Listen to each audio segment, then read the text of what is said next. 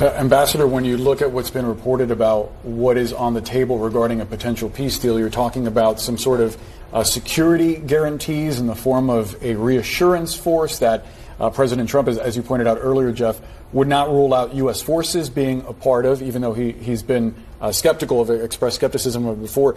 And then also this idea that there would be some kind of Article 5-like agreement between allies of Ukraine to intervene if Russia were to advance its incursions down the road. Is that actually enough to keep Vladimir Putin away from his ambition of remaking the Russian imperial order? I think we're a long way from any of that. I can't wait till the MAGA base hears that Donald Trump has committed American combat forces, U.S. forces against Russian forces on the line in Ukraine if the Russians violate the ceasefire. One nuclear power directly against another nuclear power. I don't think that's what they signed up for with Donald Trump, and I don't think he's necessarily thought through that implication either. He wants a Nobel Peace Prize, and he wants it now.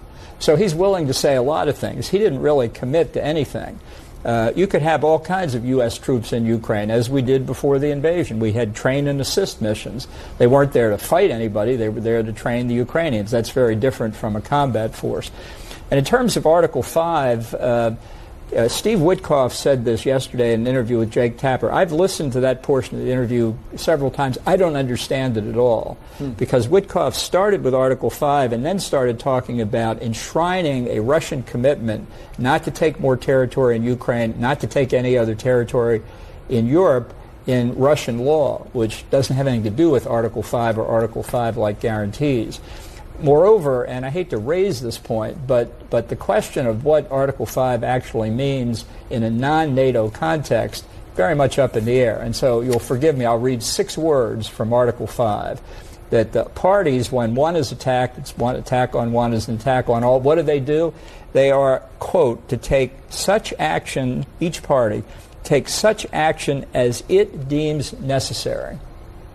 As it deems necessary. And then it says, including the use of armed force, meaning you're not required to use armed force. You could, or you could send a note saying, that's terrible, do let us know how it turns out. A lot of wiggle room there, That's as right. you point out.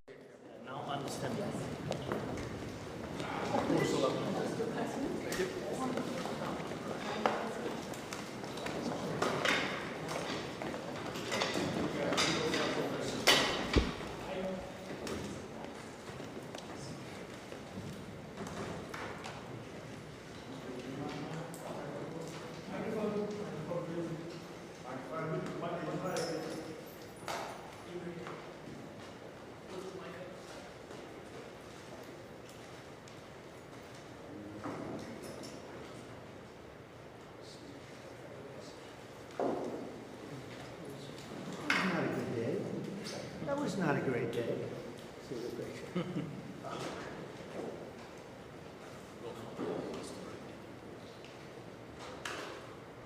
Is everything okay? You all set?